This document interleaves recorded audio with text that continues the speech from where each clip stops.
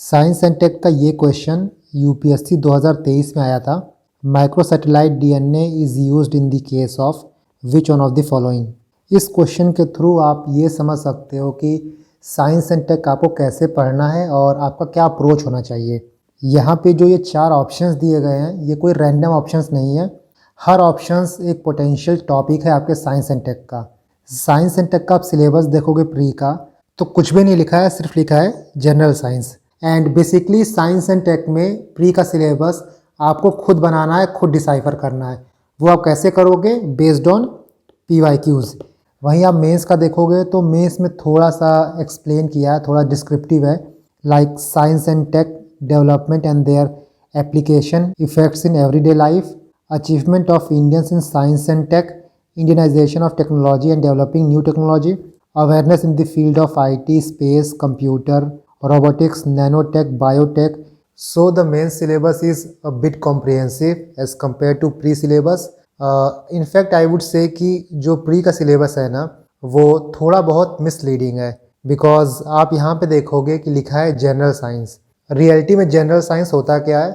आप state PCS के जो भी सिलेबस हैं, जो भी साइंस का सिलेबस है, जब आप उसको देखोगे तो वहाँ पे जनरल साइंस पूछा जाता है। फॉर एग्जांपल यूपीएससी ने पिछले कुछ सालों में क्वेश्चन पूछे हैं, लाइक प्रोकैरियोटिक सेल क्या होता है, यूकैरियोटिक सेल क्या होता है, इसके बीच का डिफरेंस पूछा है, सेल वॉल पे क्वेश्चन पूछा है, एक प्रेशर कुकर वाला क्वेश्चन आया था, जो एक लाइट ईयर वाला जो क्वेश्चन आया था। तो ये सारे क्वेश्चन जो है ना वो जनरल साइंस के कैटेगरी में आते हैं। बट इन यूपीएससी प्रीलिम्स आप देखोगे तो मेजॉरिटी ऑफ क्वेश्चंस बायोटेक से होते हैं, नैनोटेक से होते हैं, डिफेंस से होते हैं, हेल्थ एंड डिजीजेस से होते हैं। तो सिर्फ इसको ये बोलना कि जनरल साइंस आएगा एग्जाम में, this is not a correct statement. तब जब ये सिलेबस नहीं है तो यूपीएससी का सिलेबस डिसाइफर कैसे करना है? जो मैंने आपको स्टार्टिंग में बोला कि सिर्फ ये क्वेश्चन नहीं है, ये आपको अप्रोच बताएगा, ये आपको पोटेंशियल टॉपिक्स बताएंगे जो यूपीएससी पूछता है। फॉर एग्जाम्पल आप पहला ऑप्शन देखो, studying the evolutionary relationship among the various species of fauna. दूसरा देखो, stimulating stem cell to transform into diverse functional tissues. C, promoting clonal propagation of horticulture plant. And the fourth one is assessing the efficacy of drug by conducting series of drug trial in population. यहाँ पे आप option A देखो, studying the evolutionary relationship among various species of fauna. आप science and tech में biotech पढ़ते हो, आप science and tech में DNA पढ़ते हो, जीन्स पढ़ते हो, वो सारी चीज़ें इससे रिलेटेड हैं। दूसरा देखो यहाँ पे स्टेम सेल लिखा है। स्टेम सेल्स भी यूपीएससी का बहुत ही फेवरेट एरिया है। ये आप PYQs देखो, यहाँ भी आप देखोगे human induced pluripotent stem cell दिया था, ये क्वेश्चन आया था प्रो न्यूक्लियर ट्रांसफ़र। यहाँ पे आप ऑप्शन सी देखो, development of stem cell into functional embryos. ये सेम ऑप्शन है ना जो यहाँ पूछा था, stimulating stem cells to transform into diverse functional tissues. इसके बाद PYQ पूछा है, यहाँ देखो, with reference to stem cell frequently in the news, which one of the following statement is correct? तो स्टेम सेल्स यूपीएससी ने प्रीवियसली कई बार पूछ रखा है। तब आपकी ये नैतिक जिम्मेदारी बनती है कि जब भी आप साइंस एंड टेक पढ़ो स्टेम सेल्स को ना छोड़ो। इसके बाद देखो यहाँ पे सी ऑप्शन था, क्लोनल प्रोपगेशन। बेसिकली यहाँ पे क्लोनिंग की बात कर रहा है। क्लोनिंग भी यूपीएससी ने कई बार पूछ रखा है। इस क्वेश्चन को देखो, which of the following statement correct regarding vegetative propagation of plant. पहला स्टेटमेंट देखो, vegetative propagation produces clonal population. इसके बाद देखो ये भी क्वेश्चन आया था, question number 67, Bollgard 1 and Bollgard 2 technologies are mention in the context of. पहला ऑप्शन देखो, clonal propagation of crop plant. ये सारी PYQs दिखाने का सिर्फ एक ही मोटिव है कि आपको ये पता हो कि चीज़ें आपके सामने ही हैं। चाहे कितनी भी आप बुक पढ़ लो, चाहे कितनी भी आप रिसोर्स पढ़ लो, जब तक आपको ये नहीं पता होगा कि आपको टारगेट कहाँ करना है, आपको कहाँ पहुँचना है, आप कितनी भी मेहनत कर लोगे, कितने भी घंटे दे दोगे, उसका कोई फ़ायदा नहीं होगा। आपको दिल्ली से आसाम जाना है, बट आप दिल्ली से गुजरात का बस पकड़ोगे तो चाहे बस कितनी भी तेज़ चल जाए, कितना भी स्पीड में दौड़ ले, आप कभी भी आसाम नहीं पहुँच सकते हो। सो यू शुड नो कि आपका टारगेट क्या है, आपको पढ़ना क्या है, तभी आप बेटर रिसोर्स को आइडेंटिफाई कर पाओगे। देखो साइंस एंड टेक का सबसे बड़ा बेनिफिट भी यही है और सबसे बड़ा लॉस भी यही है कि इसमें आपको मल्टीपल रिसोर्स मिल जाएगा। आपको पढ़ने के लिए एक से एक रिसोर्स मिल जाएगा, but no single stop solution. कोई एक ऐसी बुक नहीं है जिसको आप पढ़ के बोलोगे कि हाँ मेरा साइंस एंड टेक हो गया। साइंस एंड टेक को अच्छे से पढ़ने के लिए, साइंस एंड टेक के क्वेश्चंस को मास्टर करने के लिए आपको थोड़ा एक्स्ट्रा वर्क करना पड़ेगा, आपको थोड़ा क्यूरियस रहना पड़ेगा। जितना भी हम पीवाईक्यू एनालिसिस की बात करते हैं ना, सबसे ज़्यादा काम साइंस एंड टेक में ही आता है।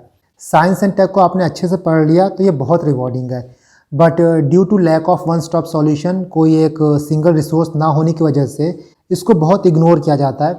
मोस्ट ऑफ द लोग ये सोचेंगे कि मैं जाके डी मार दूंगा, ऑल ऑफ द अबव मार दूंगा, लेकिन पिछले बार का पेपर देखोगे तो वहाँ भी यूपीएससी ने कहीं ना कहीं खेल कर दिया है।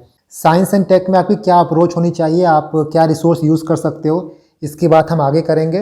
बट जब भी आप साइंस एंड टेक के रिसोर्स फाइनलाइज करो, as a matter of fact आप किसी भी सब्जेक्ट के रिसोर्स फाइनलाइज करते हो, तो आपका ये फोकस होना चाहिए कि कम से कम 70 to 80% सिलेबस आपका कवर हो जाए।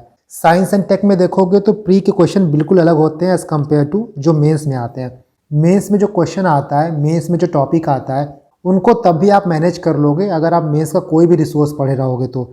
फॉर एग्जांपल ये 2023 का पेपर है, यहाँ देखो आर्टिफिशियल इंटेलिजेंस पे क्वेश्चन आया था, इसके बाद ये इलेक्ट्रिक व्हीकल पे क्वेश्चन था, नेक्स्ट क्वेश्चन देखो ये चंद्रयान मिशन पे था, एक क्वेश्चन और था यहाँ देखो, discuss several ways in which micro organism can help in meeting the current fuel shortage.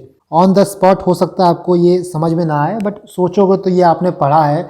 Biogas हो गया, बायोफ्यूल हो गया, वेस्ट टू एनर्जी प्लांट हो गया, कार्बन सिक्वेस्ट्रेशन हो गया, ये सारी चीज़ें आप यहाँ पे लिख सकते हो।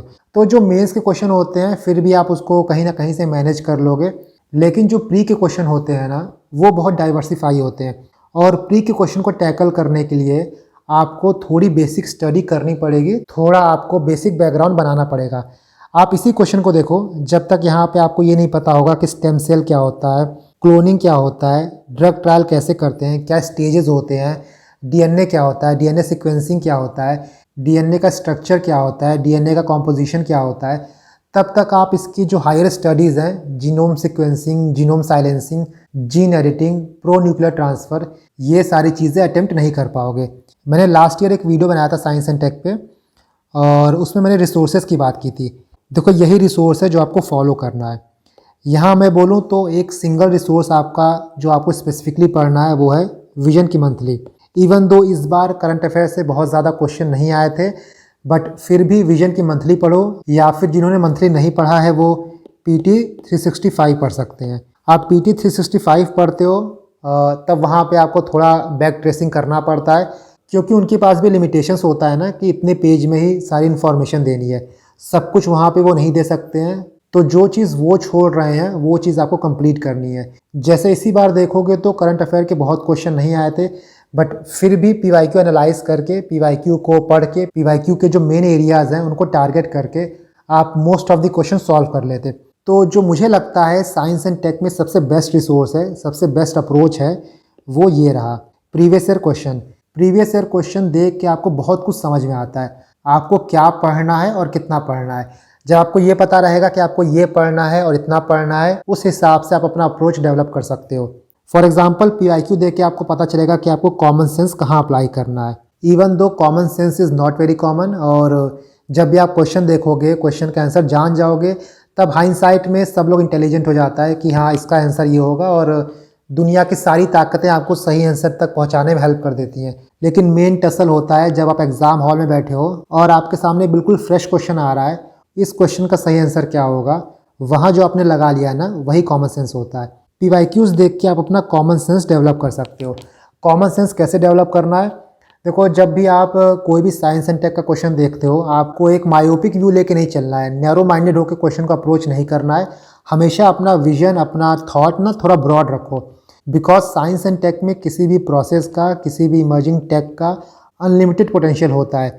तो मान लो कोई क्वेश्चन ऐसा है कि ये पर्टिकुलर टेक ये चीज़ नहीं कर सकती है, आप ये मान के चलोगे कि ये चीज़ गलत ही है, अनटिल एंड अनलेस आपको स्पेसिफिकली पता हो कि ये टेक्नोलॉजी ये काम नहीं करती है। Second thing is periphery knowledge. मान लो आपने स्टेम सेल का कोई क्वेश्चन देख लिया, आपने जीन एडिटिंग का देख लिया, तो आपको सिर्फ यहीं रुक नहीं जाना है, इसके बियॉन्ड चीज़ों को पढ़ना है।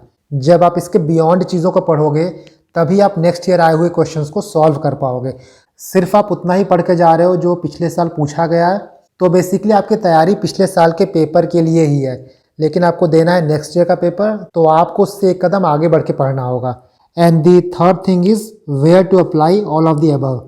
इसकी बात मैंने अभी कर ली है कि आपसे कोई फ्यूचरिस्टिक टेक्नोलॉजी की बात करे जहां आपको डाउटफुल हो कि ये टेक्नोलॉजी ये काम कर सकती है कि नहीं कर सकती है, वहां आप ये मान के चलो कि हाँ भाई ये टेक्नोलॉजी ये काम कर सकती है, अनटिल एंड अनलेस आपको श्योरिटी से नहीं पता है। हो सकता है कि एक दो क्वेश्चन आपका गलत हो, बट इन टोटलिटी आप देखोगे तो आप पॉजिटिव में ही रहोगे। इन सब के साथ ना साइंस एंड टेक में एक इटिमोलॉजी का आप कॉन्सेप्ट यूज़ कर सकते हो। बेसिकली जो कीवर्ड रहे उसको तोड़ के देखा करो कि इसका मतलब क्या बन रहा है। अभी हम एक दो क्वेश्चन करेंगे तो आपको इस पर क्लैरिटी मिल जाएगी। And the last is NCERT के नोट्स। मेरे एनसीईआरटी के नोट्स आपको ऑलरेडी टेलीग्राम चैनल पे मिल जाएंगे। यू कैन सी ये बायो एनसीईआरटी का नोट्स है, क्लास 11th और 12th का मिला के ये है। और आपके पास नोट्स नहीं है तो आप इसको पढ़ लो, इट्स मोर देन इनफ। इसको पढ़ने के बाद आपको एनसीईआरटी पढ़ने की ज़रूरत नहीं होगी, क्योंकि जो मोस्टली क्वेश्चन आता है वो 11th और 12th की साइंस से आता है, मोर स्पेसिफिकली बायो एनसीईआरटी। तो यहाँ से आप उसको कवर कर सकते हो। So this should be your resource for science and tech. आपको बहुत ज़्यादा इधर उधर से पढ़ने की ज़रूरत नहीं है, आपको यही चीज़ें फॉलो करनी है। देखो जब आप PYQ एनालाइज करोगे तब आपको यहाँ से पता चलेगा कि आपको पढ़ना क्या है, एक्चुअली आपका सिलेबस क्या है, आपको PYQ बताएगा। और जो सिलेबस के टॉपिक्स हैं आप उनको यूट्यूब से पढ़ो।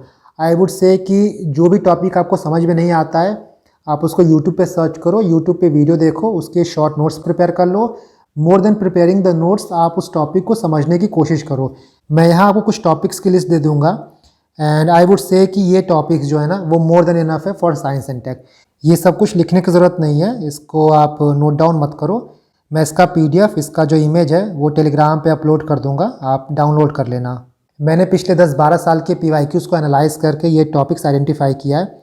तो जितने भी टॉपिक्स यहाँ दिए गए हैं, फॉर एग्जांपल सेल हो गया, DNA हो गया, DNA structure, DNA composition, plant cell, animal cell, इन टॉपिक्स को लिखो। इसके आगे आप खान एकेडमी, खान एकेडमी से बेस्ट चैनल मुझे नहीं लगता कि यूट्यूब पे साइंस एंड टेक के लिए कोई है।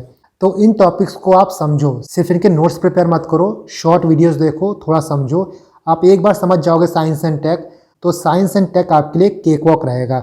Let me show you the topics, जो टॉपिक्स आपको पढ़ने हैं। देखो सबसे पहले आपको बेसिक से स्टार्ट करना है। आपको सेल पता होना चाहिए क्या है, DNA क्या है, RNA क्या है, DNA स्ट्रक्चर क्या है। जब सेल पढ़ोगे तब आप प्लांट सेल पढ़ोगे, एनिमल सेल पढ़ोगे, प्रोकैरियोटिक क्या होता है, यूकैरियोटिक क्या होता है। इसके बाद somatic cell, germ cell, stem cell, ये बेसिक हैं। जब तक आप स्टेम सेल नहीं समझोगे तब तक जो UPSC में क्वेश्चन पूछा गया इंड्यूस्ड प्लुरिपोटेंसी स्टेम सेल क्या होता है पता नहीं चलेगा। उसी तरह सोमैटिक सेल पढ़ने के बाद ही आपको पता चलेगा कि सोमैटिक सेल न्यूक्लियर ट्रांसफ़र क्या होता है।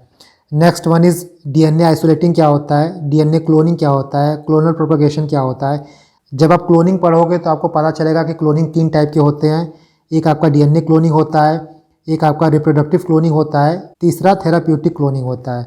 DNA sequencing, DNA coding, DNA silencing या फिर जीन साइलेंसिंग, DNA प्रोफाइलिंग क्या होता है, कहाँ यूज़ होता है, rDNA, recombinant DNA, gene editing पढ़ोगे। जीन एडिटिंग पढ़ने के बाद ही आपको पता चलेगा कि CRISPR-9 क्या होता है, Cas9 क्या होता है, माइटोकॉन्ड्रियल DNA। इसके बाद आप 3 पैरेंट बेबी पढ़ोगे, डिज़ाइनर बेबी क्या होता है उसको पढ़ोगे, GM क्रॉप, GM एनिमल्स। इस बार वोल्बाचिया मेथड आया था ना, तो वो भी GM मॉस्किटो ही है। इसके बाद एम्ब्रियो ट्रांसफ़र टेक्नोलॉजी पढ़ोगे, human genome project, genome India project. इसके साथ एक और टॉपिक है इंडिजेन प्रोग्राम, ये क्या होता है। अभी तक आई थिंक कि जेनेटिक डिसऑर्डर नहीं पूछा है, तो ये भी काफ़ी इंपॉर्टेंट टॉपिक है। For example cystic fibrosis, down syndrome क्या होता है, यहाँ पे क्या क्रोमोजोनल वेरिएशंस होते हैं, कौन सा क्रोमोजोम एब्सेंट होता है जिसकी वजह से ये सारे डिसऑर्डर्स होते हैं, सिकल सेल एनीमिया क्या होता है। Next one is gene therapy क्या होता है, कैसे होता है, क्या बेनिफिट होता है इसका, जेनेटिक इंजीनियरिंग अप्रेजल कमेटी, जीनो ट्रांसप्लांटेशन क्या होता है। अभी आपने करंट अफेयर में पढ़ा होगा कि एक pig to human heart transplant हुआ है, तो उस ट्रांसप्लांट को जब भी किसी एनिमल से कोई भी ऑर्गन ह्यूमन में लगाते हैं उसको जीनो ट्रांसप्लांटेशन कहते हैं। तो ये टर्म पूछा जा सकता है क्या होता है, कैसे होता है। इसके बाद शॉर्ट टेंडम रिपीट क्या होता है, इसको SDRs कहते हैं।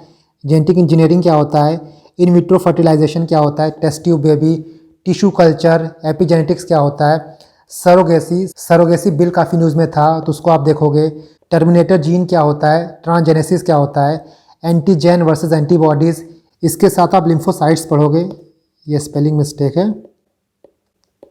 लिम्फोसाइट्स। साइट।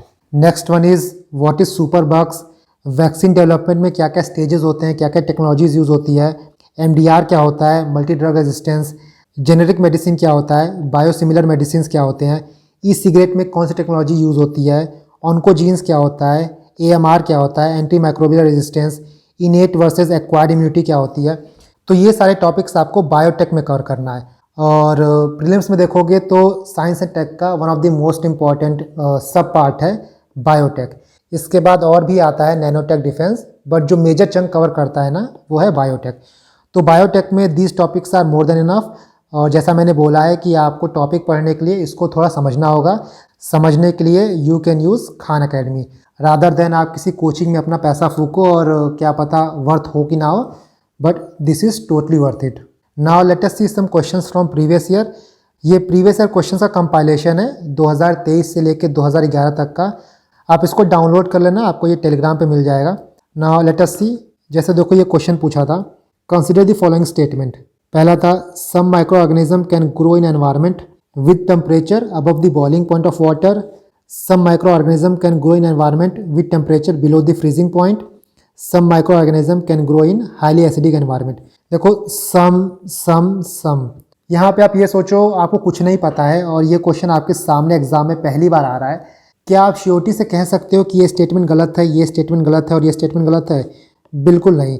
यूनिवर्स के हर माइक्रो ऑर्गेनिज्म के बारे में हम नहीं जानते।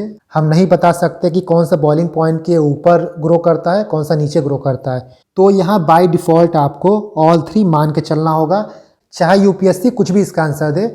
एग्जाम में आपका कॉमन सेंस यही बोलेगा कि आपको सी लगाना है। इसके बाद आप एक क्वेश्चन और देखो।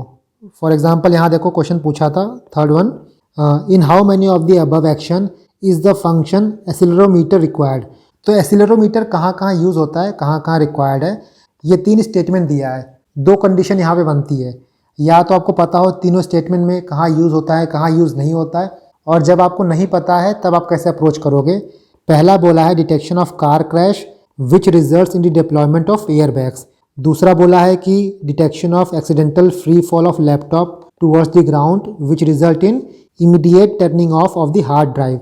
तीसरा बोला है detection of tilt of the smartphone which result in rotation of display between portrait and landscape mode. देखो तीनों में ना एक चीज़ कॉमन है कि यहाँ कुछ मूवमेंट हो रहा है। एंड एक्सीलरोमीटर क्या होता है, rate of change of velocity. Acceleration basically होता है rate of change of velocity. तो यहाँ पे आपको एग्जैक्टली पता हो कि भाई यहाँ नहीं होता, यहाँ नहीं होता, तब तो यहाँ पे आप एक चूज़ कर सकते हो। बट आपको नहीं पता है और आपको कॉमन सेंस लगाना है, तब आपको कॉमन सेंस यही बोलेगा कि यहाँ पे तीनों जगह यूज़ होता है एक्सीलरोमीटर। नेक्स्ट क्वेश्चन और देखो आप, क्वेश्चन नंबर 5 देखो। यहाँ पे ऑब्जेक्ट ने स्पेसेस दिया है और यहाँ डिस्क्रिप्शन दिया है। हो सकता है आप इसको ना पढ़े हो, और अगर आप PT 365 पढ़ते वहाँ पे आपको सिर्फ नेबुला मिलता, इसके अलावा पहला और तीसरा स्टेटमेंट आपको नहीं मिलता। Let me show you. ये देखो PT का कटआउट है, यहाँ पे देखो आपको नेबुला मिल जाएगा। और मुझे लगता है कि इतना याद भी नहीं रहेगा। तो ऐसे क्वेश्चंस को ना आप कह सकते हो कि आप इसको नहीं कर पाते, और नहीं कर पा रहे हो तो छोड़ दो। और ऐसे क्वेश्चंस में पहले क्या था कि ऑप्शन अलग टाइप के थे, 1 2 2 3 करके आप लगा भी सकते थे। बट यहाँ पे तो स्पेसिफिकली आपको पता होना चाहिए। मान लो आपको एक पता होता फिर भी आपका D करता, A भी हो सकता था, B भी हो सकता था, C भी हो सकता था। तो यहाँ पे चांस लेने का कोई फ़ायदा नहीं था। इसके बाद क्वेश्चन नंबर 6 देखो, which one of the following countries has its own satellite navigation system. आपने नाविक के बारे में सुना होगा। जब भी आप नाविक पढ़ोगे उसके साथ साथ आप ये पढ़ोगे ही कि बाकी कौन कौन सी कंट्रीज़ है जिनके पास अपना खुद का नेविगेशन सिस्टम है। और ये PYQ में भी आपको मिल जाएगा, या फिर किसी भी स्टैंडर्ड रिसोर्स को आप फॉलो करोगे वहाँ आपको ये 100% मिलेगा। और अगर आपके स्टैंडर्ड रिसोर्स में ये चीज़ नहीं है देन डैट मीन्स कि जो आप फॉलो कर रहे हो ना वो इनकम्प्लीट है। इसलिए मैं आपको बोल रहा हूँ कि सबसे ज़्यादा आप PYQs पे रिलाई करो, क्योंकि ये क्वेश्चन नाविक पे क्वेश्चन PYQ में पूछा जा चुका है। नेक्स्ट क्वेश्चन देखो, यहाँ पे पूछा था बैलिस्टिक मिसाइल और क्रूज मिसाइल के बारे में, कैसे काम करते हैं और अग्नि 5 एंड ब्रह्मोस क्या है। ये चीज़ आपको PT में मिल जाता। Let me show you. यहाँ देखो ये आपको PT में डायरेक्टली टेबल बना कर समझाया था, तो ये काफ़ी इजीली PT से हो जाता। इसके बाद देखो क्वेश्चन नंबर 8, ये भी ग्रीन हाइड्रोजन पे आया था, ये भी काफ़ी न्यूज़ में रहा है। प्लस ग्रीन हाइड्रोजन PYQ में पूछा जा चुका है। यहाँ देखो वुलबाचिया मेथड। क्वेश्चन नंबर 10 देखो कार्बन कैप्चर एंड सिक्वेस्ट्रेशन, ये भी PYQ पे बेस्ड है। Next one is question number 11, aerial metagenomics. इस क्वेश्चन में थोड़ा आप इटिमोलॉजी लगा सकते हो। एरियल से हम जानते हैं एयर होगा और मेटाजिनोमिक्स से आप समझ सकते हो जीनोम है, ये कुछ डीएनए से रिलेटेड है। ठीक है, अब ये दोनों चीज़ें किन ऑप्शंस में है? पहला देखो, collecting DNA samples from air in habitat at one go. यहाँ डीएनए भी है, यहाँ पे एयर भी है, तो ये पॉसिबल आंसर हो सकता है। इसके बाद understanding the genetic makeup of avian species of A habitat. यहाँ भी जेनेटिक की बात कर रहा है, यहाँ भी एवियन की बात कर रहा है, ये भी एयर से रिलेटेड है, ये भी जीन्स है, ये भी हो सकता है। नेक्स्ट सी देखो, using airborne devices to collect blood sample from moving animal. यहाँ मान लो एयरबॉर्न डिवाइसेस की बात कर रहा है, बट यहाँ पे ब्लड सैंपल्स की बात कर रहा है। देखो, ब्लड सैंपल्स और डीएनए जीनोम में ना बहुत फ़र्क आता है। जो जीन्स है, जो डीएनए है, वो ब्लड का एक छोटा सा पार्ट है, तो ये ऑप्शन सही नहीं हो सकता। एटलीस्ट इन दोनों के कंपैरिजन में ना इसके चांसेस सही होने के कम है। डी देखो, sending drones to inaccessible areas to collect plant and animal samples from land surface and water bodies. यहाँ पे ड्रोन एयर की जगह यूज़ हो रहा है, बट जीनोम डीएनए का बहुत ज़्यादा यहाँ पे यूज़ नहीं है।